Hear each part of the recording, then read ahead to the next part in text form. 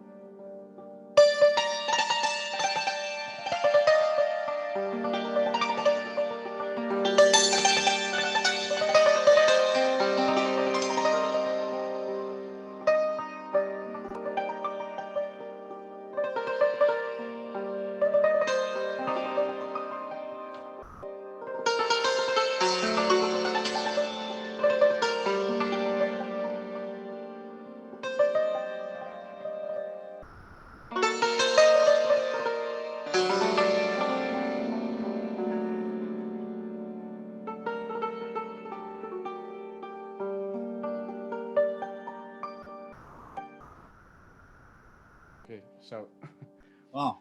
oh, hi, this is Ehsan. I wanted to say I'm from Iran, but recently so I get my passport and I said I should say American, Iranian American or American Iranian.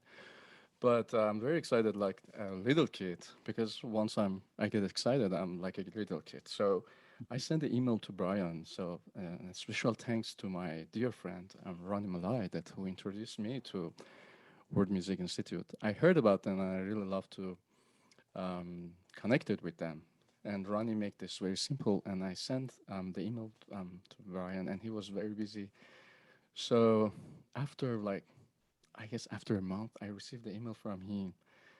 Um, so I was asking them if they can support me for the upcoming project that we're going to talk about it.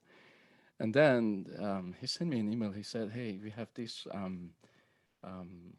online event, and let's join us." And I was like, "Oh my god, I'm very lucky." Yeah. That's why. So thank you guys. Thank you for having me. Thank you, Max, for your time. Um, I'm one of your fan. Just Hey. please. And thanks to all my friends at the World Music Institute. And I hope you guys are doing great at this pandemic and all safe and well. That's Yeah. all. A little crazy right now. I mean, where are you? Where are you now? Right now I'm in LA. So I recently moved to New York. Still under processing, but I came to LA. We are at the end of the project that we called it the Voices and Bridges, which is bilingual project, and we are Yeah, talking we're about going it to talk about later. that a little bit later too. Yes, and I'm here to do the mix and mastering with my friend Armin Karloff. Yeah. Yeah, I mean, it's everybody's anybody in the arts has kind of just been thrown completely and totally. Their lives have been thrown, into a whole big, hodgepodge of chaos. So, I mean, I mean, for you, it must be nuts, but kind of traveling the world and then now all of a sudden not being able to travel the world, having family all over the place.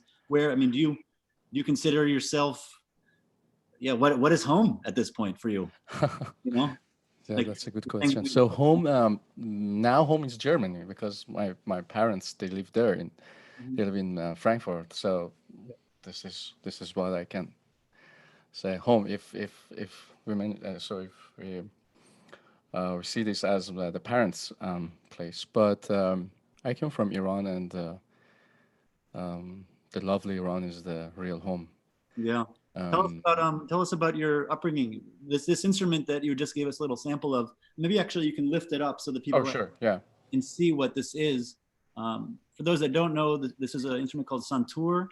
There's maybe about 15 different styles around the world, and this is considered one of the first forms, if not the first. That's the back of Yeah, it. as Brian said, it's a godmother, but I think it's the function it works as so it's if you say if we say that it's moderated by piano, or piano gets all the function and the stuff as the Santur, then yeah, we can say this is one of the old one. But the Persian Santur, the actual Persian Santur has a three position that we call it yellow strings, white strings, and um, it calls push the harak, or anything behind these bridges. So each bridges hold and keep the four strings, and each strings has a one pitch. And it's one pitch each, so it's going to give you that bigger, fuller sound. Um, Exactly, that could, exactly. But we have these nine bridges, which is very popular. We have 11, we have 10 bridges, 11 bridges, 12 bridges, and 14. 14 is the largest one, and it has more sound and more high ranges and low ranges. But this one, this guy, is a start from E to F. So I mean, this one is D, but it starts from E here, so E, F, G, A, B, or mi fa sol la si do re mi fa, and then the last one is F. So we have this range of the, yes, exactly. okay. Um, so what else should I say? But where'd you get this instrument from? This one or That just one, yeah. oh, all of them are from Iran. So Okay. anytime that I go to Iran, or anytime that any friends coming from Iran, I ask them to bring me one of my santur there, Nice. which is stuck there. Like I guess like 6 or 7 of them are still stuck there, and I don't know how to bring them. Not easy But to travel with these instruments, huh? It's, I mean, yeah, one of the so since Santur by itself has some limitations, so you have to, for example, if you want to play any kind of like music or any keys, then you have to have like each Santur for any key that okay. Yes, that was actually going to be a part of my question. As a fellow, Santur and dulcimer player, I'm going to have a lot of very specific dorky questions that maybe the rest of the participants wouldn't be so interested in. So we'll talk about that, maybe some of those privately. Okay, sure. But do you the general question is, are you tuning to each scale like you would in the Indian Santur, or is it like a fixed pitch and then from there you modify, or you get a different instrument for different scales, or is it mostly like, yeah, what's your layout in terms of that? So since we have like so we have the one of the Persian system music system, which we call it Daska. It has like 7 major root and 5 minor root. So for each one, we as a santur player, we prefer to have one santur at that tune. So for example, one of the major Daska that we call it shur. So I prefer to have one for shur, one for segah, one for nava. It sounds like, so it starts to this santur, and it sounds like it gets more better once you play it longer, and it helps the sound. Totally. But yes, you can tune it, for example, at any concert that I have. So I bring only one or two santur, Yeah, and then I tune it between the the song pieces. or something. Yeah. Also, the bridges are movable. You can move the bridges. It's very easy to move them. But I, I think it's Risky. not I mean, it's not a good idea to move Yeah. them Yeah. while you're on the stage. Yeah, exactly. No, on the dulcimer, this instrument here, everything is fixed, so you're not moving things around. But on Indian Santur, for example, it's very possible to move things and modify Exactly. and change the angle. All right, so let's take a step back. Tell us about your upbringing with this instrument and how you started, and what made you feel like this is what you wanted to do with your life, or when did that even happen? So at the age of 9, I remember. So I guess I was very hyper, and my mom wants to find a solution. She wanted to find a solution. The solution was music. So we went to the music store and she said, "Hey, which one do you like?" And I was like, This one. I like this one." And then they bought it for me, and it um, so it brings it brought the new word to me, and it's my friend for 30 years. Mm. That's why I started Santur. Um, And where, Year and year, mhm. once I play in Santur, then I was like, oh, I love this Where was instrument. this? Where in Iran? Um, so at that age, I was in Esfahan, one of the cultural center of Iran. Then I moved to Tehran for my just to continuing studying.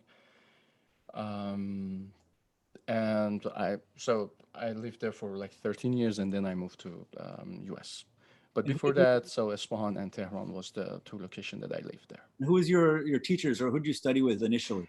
So I started with Bahman Babai and Masoud Rezanejad, which they were very influenced by Mr. Paivar, who was one of the great maestros of Iranian Santur.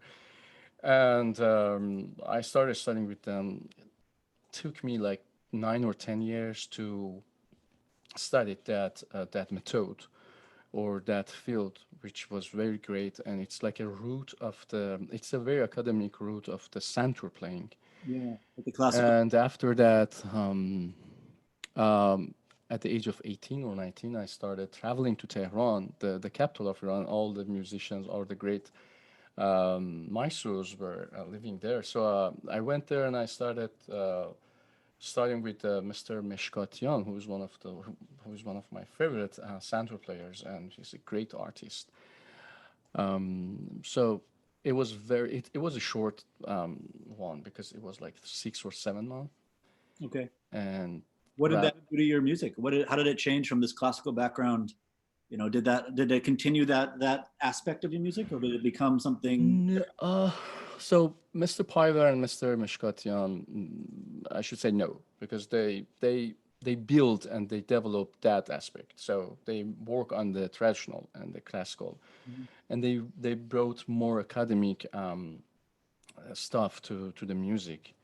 But I started learning Santur from, I mean, the modern Santur playing from Mr. Pashang Kamkar, which was the gate of that contemporary or the new style. Yeah. Uh, What's the in, difference? so yeah, more harmony, more you can hear more westernized melody. So it's not a solo melody. Once you're listening to the melody, you see that, for example, the right hand doing something, the left hand doing something else. I mean, they are accompanying each other, and this newest style completed with with Ardaman Kamkar. So he brought the very modern one, and he's one of the modern player. Yeah, instead of having like a solo melodic line, singular line, you'll have theme and variation. You repeat things and kind of getting that more Western concept E- of melody. Exactly, and also so mostly for mostly so Erdogan's style. Once you listen to Erdogan's style, you see that it's like an orchestrated santur. He plays with one santur, but it feels like it's like more than one santur, and you can see more stuff plugged to that melody. Yeah. If you think about it, like on piano, right? On a piano player, which is what came about after the Santur. It's like a demechanized manual Exactly. piano. So the piano basically mechanized this instrument. And on a piano, your left hand is doing, multiple lines, right? You have melody, or you have harmonies, and you have bass lines going on, while your right hand is doing melodic or improvisational stuff. That's generally how the piano is laid out. So similarly, having this kind of layered approach. So in Santur we have the same thing, but everything the harmony and accompany goes to the right hand, Yeah, and the melody goes to the left hand. But dulcimer is the uh, same. if you Dulcimer, if you if you go back to the classical one or traditional, uh, even the other instruments like a tar, sitar, or like like violin or kamanche. So the right hand is the melody hand, and the left one take the help the right one.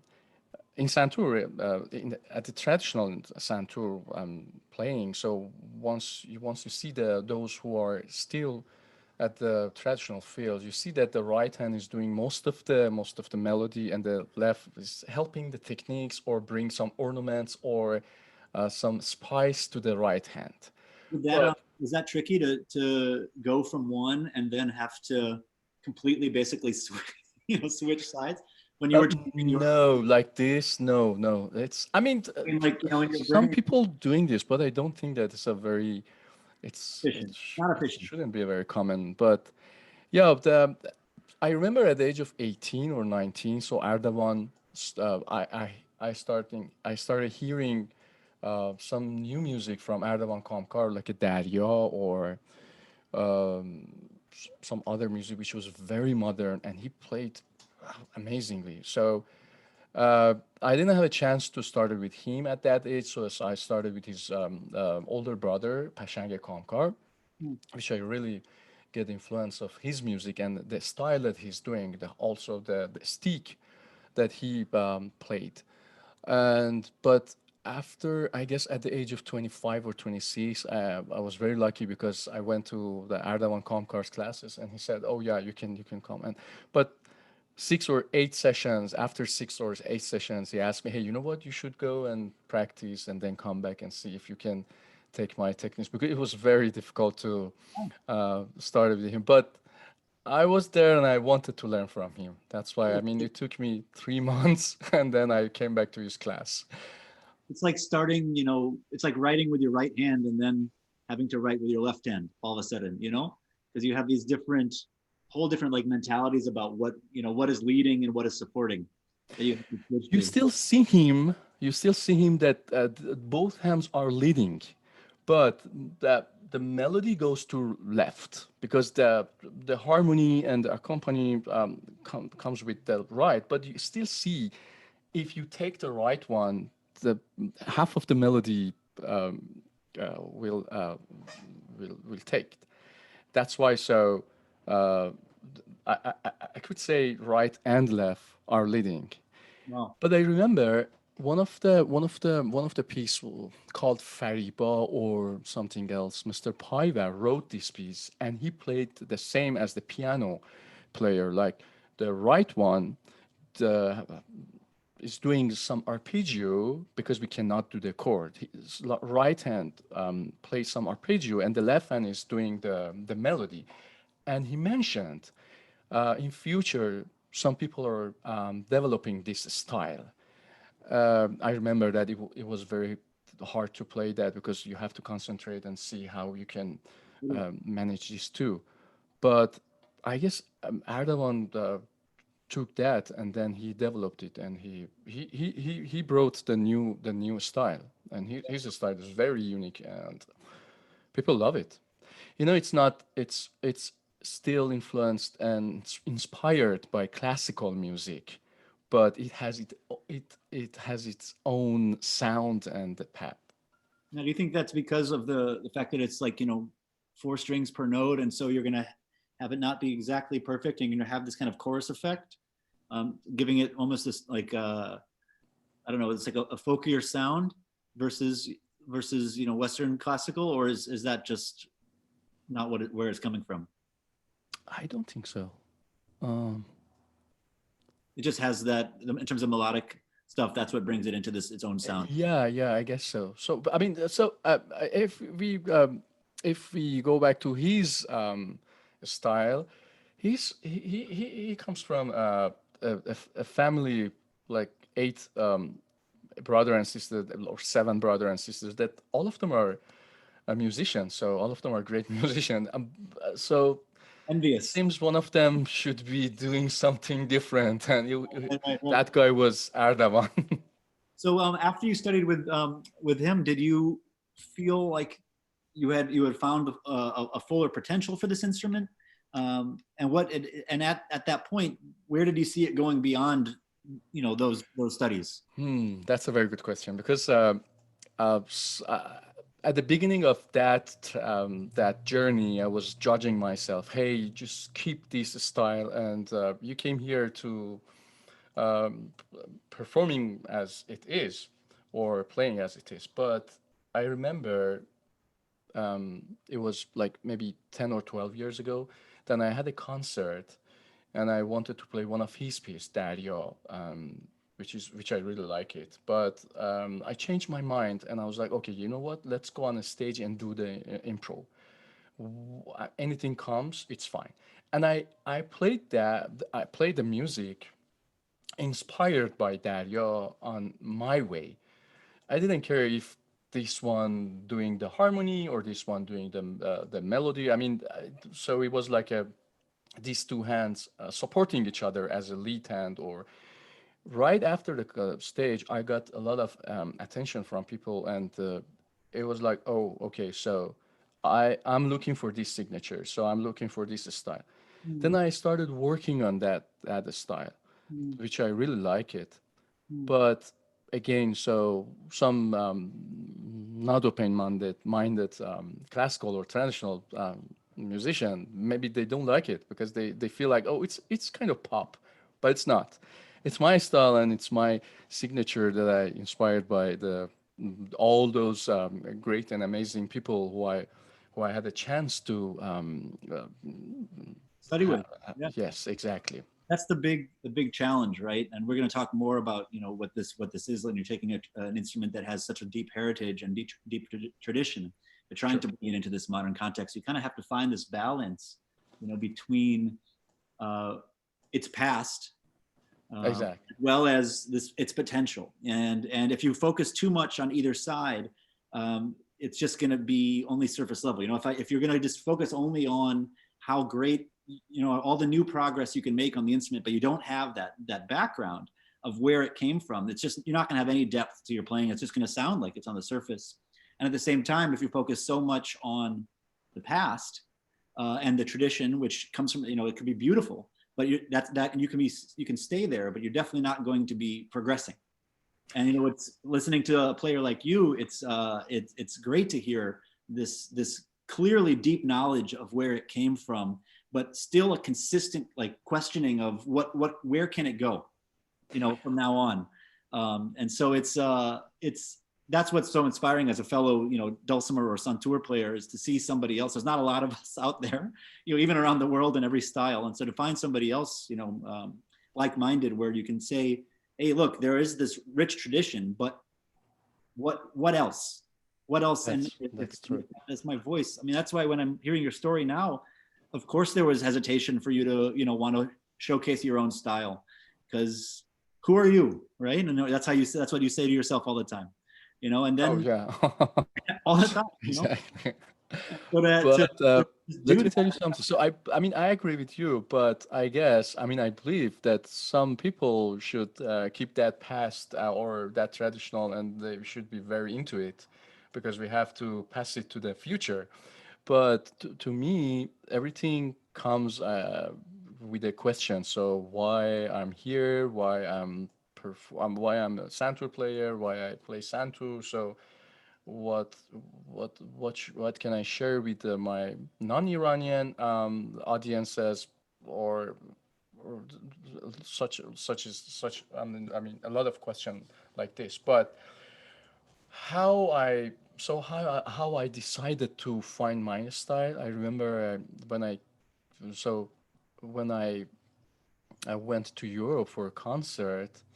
I had this opportunity to collaborate with some European musician, Hmm. but so I tried to play my music and I asked them to follow me, and it was like, so it was not a very good conversation between these two instruments because they didn't know anything about my traditional and classical music, and I didn't know anything about theirs.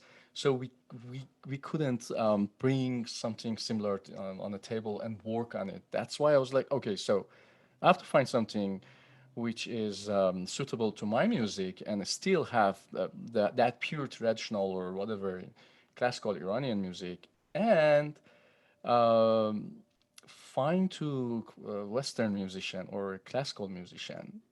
That's why I started researching and just Finding like-minded musicians that would understand where you're coming exactly. from. With that in mind, actually, you had shared a video with me earlier that I thought would be beautiful to share here, especially when you were talking about the layering of the Santur and this kind of orchestral sound that you learned so much from your teachers. Do you know which video I'm talking about? Yeah, Take Me Back Home. Yeah, can you share that? Sure. Yeah. I mean, I have to stretch. Sorry. Gorgeous piece. I think it would be perfect for right now. Sure.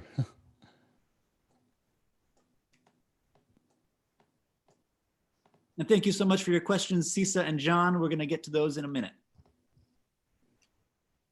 Oh, I didn't know that people may ask. Nice. Okay, Yeah, so anybody else, that has more questions, please feel free to put it in the Q&A. We'd love to, address as much as we can. All right. So I guess, yeah, Take Me Back. So Take Me Back, or before listening to Take Me Back Home. So Humayun Nasir, one of Iranian great percussionists. So he accompanied me, and I sent it to him, and he's like, he's very into the modern things, and he's very open to this. Once I sent it to him, he's like, oh yeah, let me work on it. It's a 10 the big Santur or the bass Santur. Wow, 10 Santurs at once. All right, here we go. Yeah.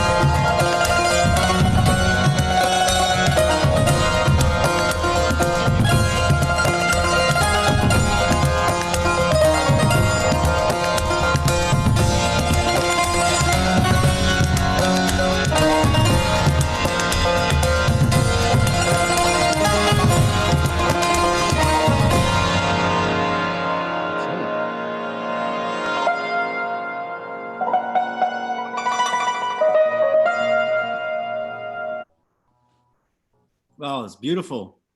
Thank you. Beautiful. Did you have that? Was there like a reverse effect there at the end too? Yeah. Nice. Yeah. Amazing. Amazing. And for those that are listening now, you can hear there was this low bass going on the entire time, and then you had multiple different kind of like tenor and alto, and then kind of melodic leads going on top to give this massive orchestral sound. And then the percussion is great. The way that he was layering in as well is beautiful. Yeah. Give me a second. Armin John. I guess I should tell him because he's working on the new piece. Armin John. Sorry. Yeah, he's working on the new piece. Album. I was like, oh my God, something different. Sorry. No, good.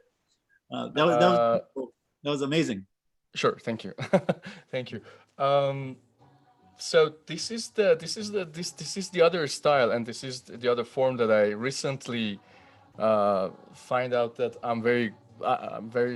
So I like to work on it. This is the new project, and it calls Take Me Back Home. It's like a Santur and percussion. Gorgeous. It makes so much sense too with the fact that you can have this kind of collaboration, because Santur, obviously it's melodic, but it is percussion, right? So it has this way for these different instruments to be able to communicate with each other. I think it works very, very beautifully. Once you realize that this was some type of effect that you really enjoyed. There was an effect that you really enjoyed with Give me a second. Sorry. Give me a second. Armin John. Those that don't know, he's mixing the next record right now, so you're getting a little sneak peek. I know. Armin John. من صدا تو دارم. صدا تو از روی اسپیکر دارم. Sorry. No problem. Yeah, because he's working on the piece that it's a collaboration between Bombay Jeshri and Aliz Zaghourbani. I was like, oh, sorry, sorry to interrupt. No, no, you're good. So after, I mean, after recording this and writing this type of music, you must have been able to see, you know, the benefit of this type of orchestral approach. What other limitations with the instrument have you tried to address? I mean, as a fellow, you know, dulcimer player, there's a lot of difficulties that you have bringing in something like this into the modern context. There's a reason why it's mostly played in a traditional context. And so I found limitations, you know, that eventually you try to address. What did you find here with Santur, and what was inspiring for you? You know, So I would love to answer this question by going back to that the take me back home and play like few seconds of the beginning of the that piece, and then I let you know what was the limitation and what was expecting and what I expected from Santur. If okay, Give me a chance.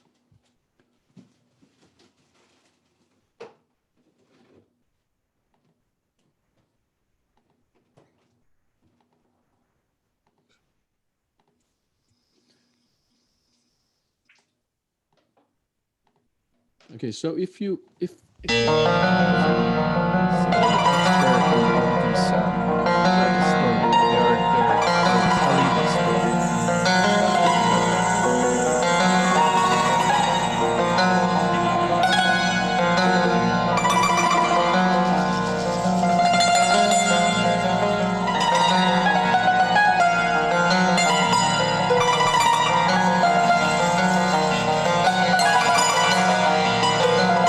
okay, so Back to your question. So, um, to me, music should tell the story, and there is no limitation for this story. And all this music and everything should help the story to send a message to your audience. To me, traditional and classical santur is not able to transfer this message to the audience, to the nowadays or to the audience who is listening the all the kind of music. That's why I started. So I started bringing these all santurs together and see what I can to paint and also to bring my imagination and on the story. And I guess it was very good. So the first piece was very good, and I got a lot of like two sides. So some people they were very disappointed, and they were like, no, it's not what we expect you to do. And so some other were insisting me, hey, let's do more. We would love to listen more. But I guess it was the one that I was listening. I was looking for. That's all. Yeah. yeah. I mean, the difficulty, like we're saying, you know, is how do you take this instrument that has so much tradition and try to have it, you know, tell a story that's modern. Because you're modern now, you know, you're alive now. You're not alive when it was invented. You're not alive 1,000 years ago, 2,000 years ago. You're here now, and so we have our stories now are quite different. And so it's going to have to take, you know, innovations of some kind. I guess except the tuning issues and problem that Santur has. Santur is a very very very close instrument, and it's a very right instrument to collaborate with non-Iranian or classical or modern musician, and also it has a lot of you have a lot of you have a lot of things, and you can I mean once you build and grow your skills, then you can bring even the newest style with your santur, because this santur and this style and everything is very unique, and it brings more and more to the stage, to the music. Um, Now that that's you why. mentioned, So if I come back and I want to choose an instrument, I again choose santur, and I don't care about well same like page, man. traditional thought. Now that we mentioned it a little bit, what is the tuning layout?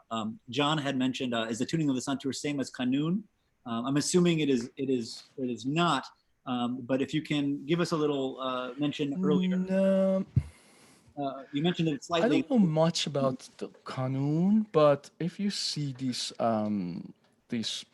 plays, so these sticks are holding the string, and this string you tune the Santur here, and this is the key.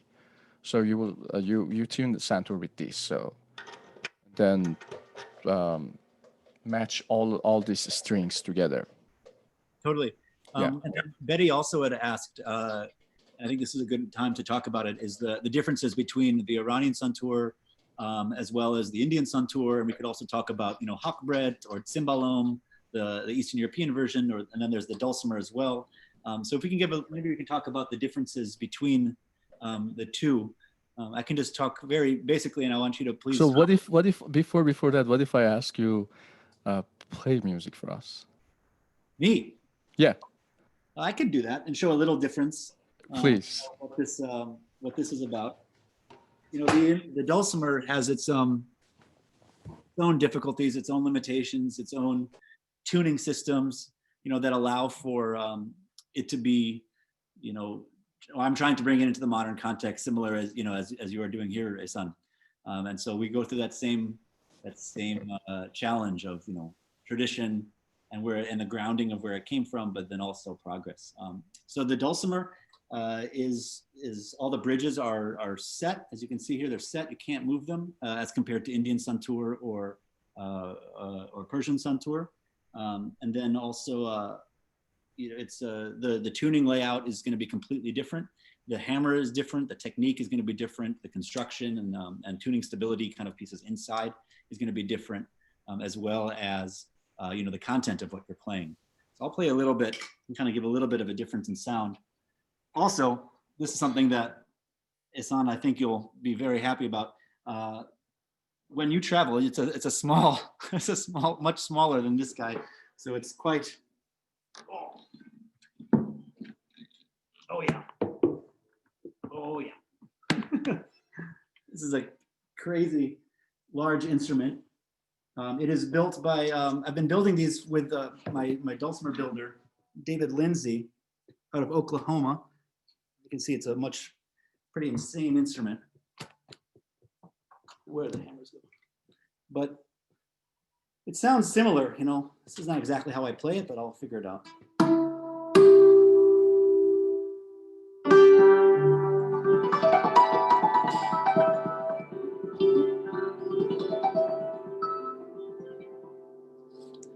So the way that this dulcimer is laid out, it's whole step, half step, going vertically.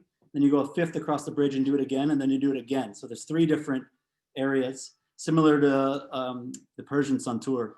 It's quite interesting because on the Indian Santur, it looks much more like a square, less than a trapezoid.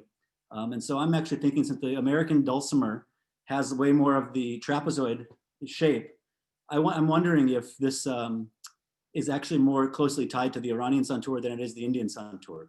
I'm sure there's plenty of Yeah, I guess so. It's very close to Iranian Santur because we have the same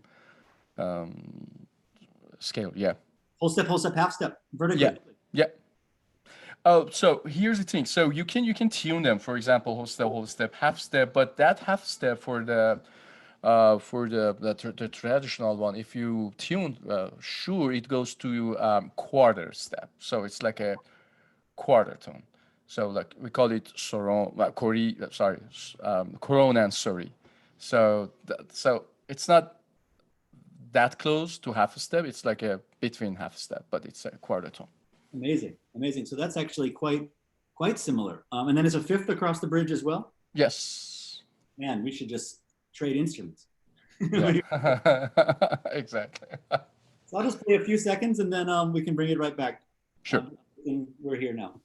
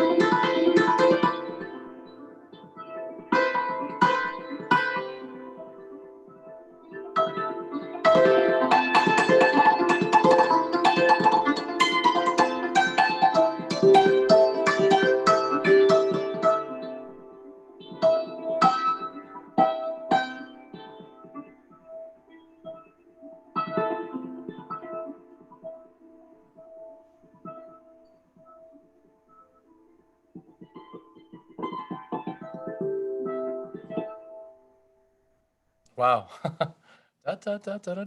Oh, I love that. Yeah, and that's It actually was like a improvisation, or what was that? So, yeah, kind of improvised. This is rough little structure over here that I do some stuff with sometimes. yeah, I saw that there is a structure, and you bring some melody, which was very. I love them. Oh man, thank you. And it's the same idea where you have your left hand leading the melody, just because that's where the higher notes are, you know. And Yes. you can have obviously there's plenty of stuff going on with the right hand, but in terms of where you're hearing that top spot. So I hope that answered your question, Betty. And I'm sure that's a long, long conversation though between. You had also, Ehsan mentioned, um, you know, the difficulties you had when you were collaborating with Western, I guess, Western classical. Excuse me, sorry. The Western classical instrumentalists or people that don't necessarily know, the background of where you're coming from or this type of music. There was a great another video that you had shared with me where you collaborated with this, I guess, string quartet. Yeah, it was with the So Secret Five. yeah. They're New York-based string quintet, and Do you have that video that you shared with me? Is that something Sure. you have nearby? Any way you Yes. can share that and give a little context of that when you can? Yeah, I'm going to.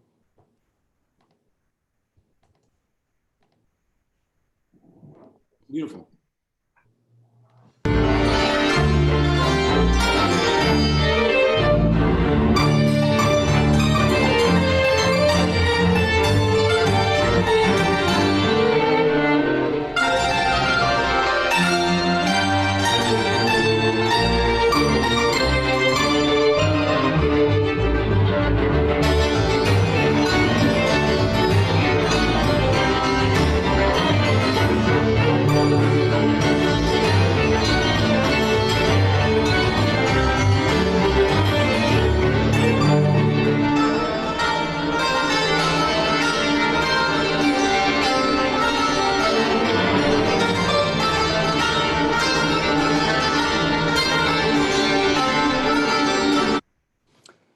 So, Beautiful. so What song was that? What is that composition? Who So wrote it was that work? one of my compositions. So it's called Naqsh Jahan. Naqsh Jahan is a place. It's an ancient place in Isfahan. So again, just remembering those um, um, time that I was kid. I was running the Naqsh Jahan. So I wrote this song and this piece, and then I started. I mean. Collaborating with symphonies, with a string quintet, quartet, and it was fun because I remember. So I got an invite from Irving Symphony Orchestra, and they're like, "So we know that you have Santur, but we don't know what to do with Santur." I was like, "Oh, you know what? I have a book with some arrangement for the symphony, for the ensemble, like any size of ensemble. I can bring the note and chart." And they're like, "Oh yeah, let's do this." So I should say thank you to Ali Montazir, one of my great friends, that he helped me arranging this stuff. And then so I had the one concert with the Irving Symphony, and they played like five of my music, and I really liked it. So it was like a so let's it was like a the so it was the first collaboration with the classical, like the classical a big size orchestra. And then I saw the Sybrid 5 at Global Music Workshop, which was under the Mike Block and Silk Road Ensemble study. And so I met them, and we start talking about some opportunities, and then we had a concert in New York 2 years ago, and that was the other gate which was opened, and I was like, okay, now this music and this instrument can go more and more, and Really. can collaborate with more Yes. Western musician. Doesn't matter if You just need a couple of little like, no, you're right. This mentality that you had of writing for these new music, new different style, new instrumentations. Once you hear it live, you're like, oh, I'm onto something here. There's something. This is not, unfounded. This is something that I believe in. that's and, true. and look at how it sounds. I mean, clearly it's working. You had another project also that you're doing with collaborations from people around the world. And I think Yeah, but I want to mention that a little bit and then talk about like the social kind of issues that it brings up. Something called Voices and Bridges, right? yeah, the Voices and Roots is like a bilingual project. It's a it's like a blending. It's a blending project. So I wrote a new story of the like poems around the world. Hmm. For example, the let's say the Hindi and Persian, French, Persian. But one of the great thing about this project, um, I met a lot of great friends and beautiful soul people, like Bombay Jayashree. She's a well-known. Insane. She's amazing. She's yeah. Incredible. And Alireza Ghorbani, he's one of great Iranian vocalists. Celia Woodsmith, Mike Block. Oh my God, there are tons of them. Like Greg Yeah. Ellie. So 85 musicians and 13 vocalists are involved to this project, and Is it finished or are you still going? that's why I'm here, because we are doing the mix and master. So yes, it's a finished project. So we're working on the mix processing and mastering, and hopefully we're going to release it early 2021. Amazing. And You had a video that went along with that, right? yes, yeah. Have that I'm going around? to. I would love to see it. I remember you showed a couple of things, and that one was like so gorgeous. I mean, for all of you listening and other participants here at home, a bunch of these links will be sent out tomorrow as well. So don't worry if you can't see all of it now.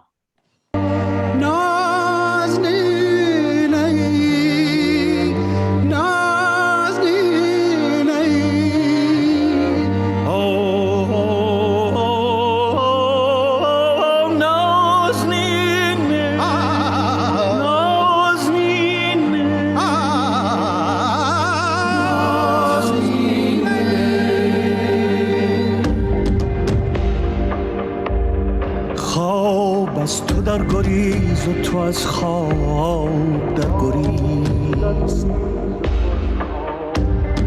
با خیشتن به خلوت دل میکنی ستیز خواب از تو در گریز و تو از خواب در گریز با خیشتن به خلوت دل میکنی ستیز دست باچیت ربطنه مشک مادر چوی هنی هنی سین صاف چون گچو اینه یارم یانه سین صاف چون گچو اینه یارم یانه نازلی نی نازلی نی نازلی نی نازلی نی. So Amazing, gorgeous. What was your role there? What did you write? compose. You. So produce and compose. So Amazing. it's influenced by a very beautiful folk song from Kashmir called Naznine, and I inspired by that, and I wrote the Farsi part and arranged the Kashmiri part again, along with Ali Montazir, my friend.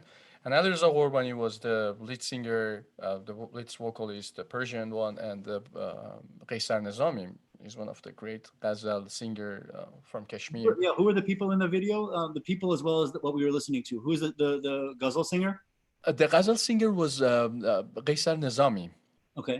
He's from Kashmir. Wow. And the Persian one is Alireza Ghorbani. Mm-hmm. He's my lead singer at the whole project. And the other people in the video? some beautiful people that I forgot their name, but Oh, they're all friend of you and mine. They live in Chicago. really? I guess the Indian dancer is Kinari, or I guess so. Yes, her name is Kinari, and a special thank to Rani Malai because he brought all these like great musicians together. And I was like, I called him. I was like, hey, Rani, I want you to play oud and I want to do the video. And then he's like, oh, you know what? This is my network and this is my connection. Okay, who you want? And he shared all these contacts with me. This is And actually that's a why. great. This is a great time to ask this question. Somebody here asked, "Are there any artists or instruments actually, which I also think is a great aspect, that you like to collaborate with that you haven't yet?" Now that we're talking about these collaborations, are there people that you say, "Hey, this would be a great, connection"? Any potential or what was that? Anybody in the world from top to Oh bottom? yeah, so the I mean once I saw you in real because I mean I was following you on Instagram. Oh, Once I saw you, I was like, okay, so let's do the dream. Put his picture on your dream board and see when Max has a time to do hey, this collaboration because I can imagine the two Santurs collaboration is amazing. Josh Groban is one of the one of the great one that I really love to work with him, and Ibrahim Malouf. oh man, He's a French one. yeah. Exactly. These are yeah. I have like a list of like a lot of musicians, but these people, you and but honestly, I wish I was at the time that Ravi Shankar Mhm. was alive Yeah. because this he's the only person who played and I'm like, oh, this is the music, and so I feel like I'm alive once I listen to his music. I got to meet him once, and it was a beautiful experience. I'm friends with his daughter Anushka, and Yeah, it's a small world, everybody in the world music kind of scene. It's actually I want to say thank you also to Brian and Gabby for then connecting us here. Um, thank you. this is But a please great promise, I have a promise one too. last question because I know we're running out of time. I just wanted to mention a question here. This is from Sisa. I think it's actually an excellent question. Sisa was saying that they've heard the Santur basically is for the first time years ago, but now it's this whole different appreciation for the art form after hearing it.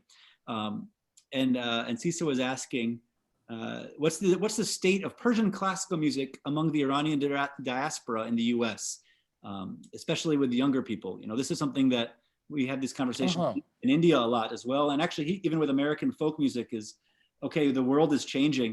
How is how are these instruments going to keep up, and what is the state of them currently, and where do you see it going?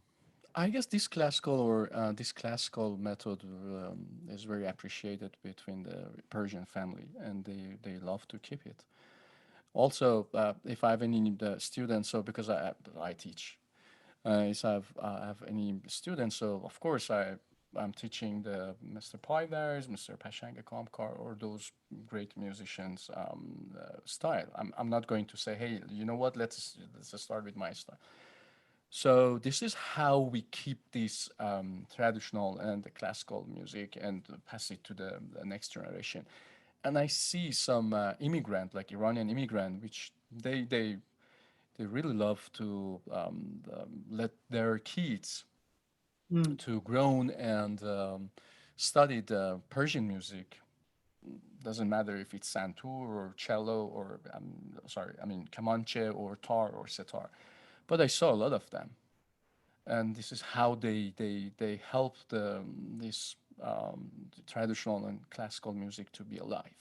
Yeah, it's tricky because this country especially is it's a land of immigrants. And there's nobody other than the Native American population. There's nobody that's from here. And so it's hard to coming from such a rich culture, and then you come here. What's your connection to that place? We kind of started the conversation with where is home, and I think this is a tricky question for people that aren't from here.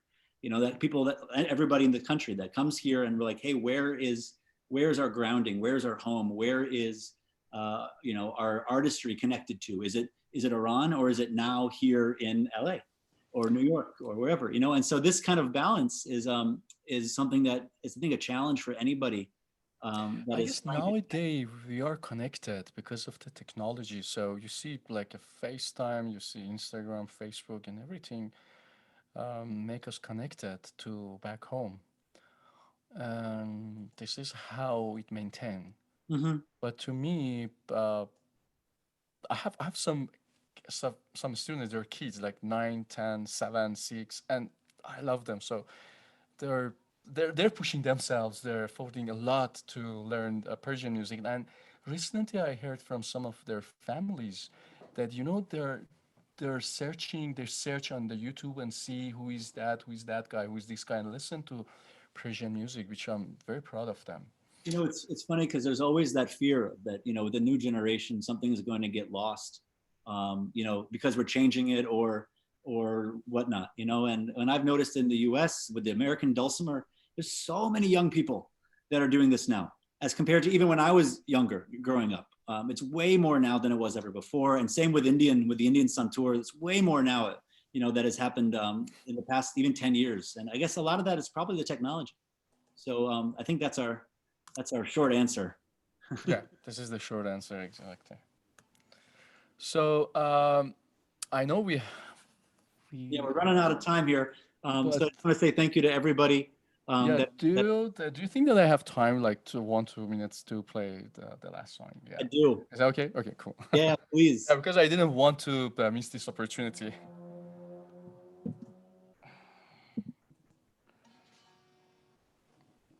Which one is the one or two? Which one, Arminjan? Which one is the? Okay, cool.